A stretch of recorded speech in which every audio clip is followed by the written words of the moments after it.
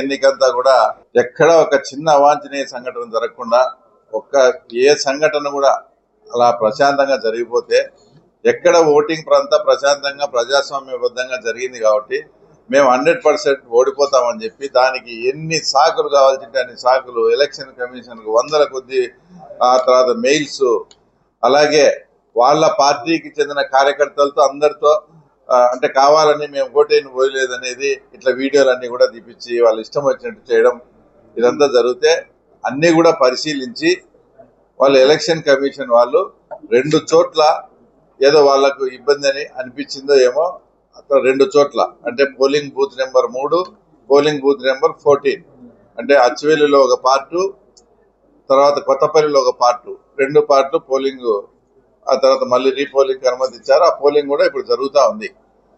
ఇప్పుడు వాళ్ళు అసలు రీపోలింగ్ కావాలని అడిగినదే వైఎస్ఆర్సీపీ పార్టీ. ఇప్పుడు రీపోలింగ్ చేసేటప్పుడు సడన్ గా అవినాష్ రెడ్డి గారు మేము ఆ తర్వాత ఎలక్షన్ మనం బాయ్కాట్ చేస్తామని చెప్తాడు. అసలు రీపోలింగ్ కావాలని అడగడం ఎవరు చెప్పిరి? రీపోలింగ్ ఇచ్చిన తర్వాత మళ్ళీ బాయ్కాట్ చేయడం ఎవరు చెప్పిరి?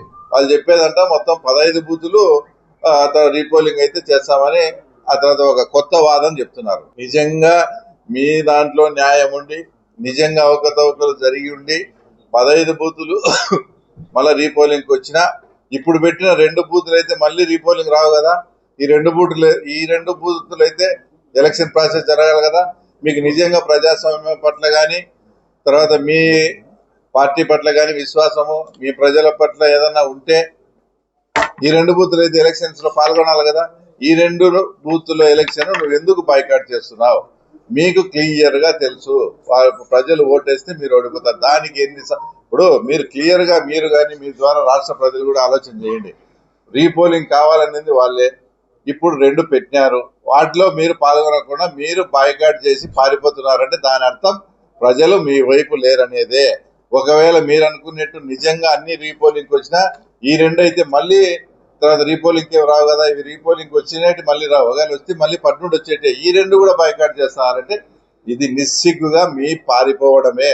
ప్రజలు మీ వైపు లేరనేది వాస్తవం. కాబట్టి దాన్ని తప్పించుకునే దానికి ఈ రోజు వీళ్ళు బాయ్కాట్ చేయడం జరిగింది.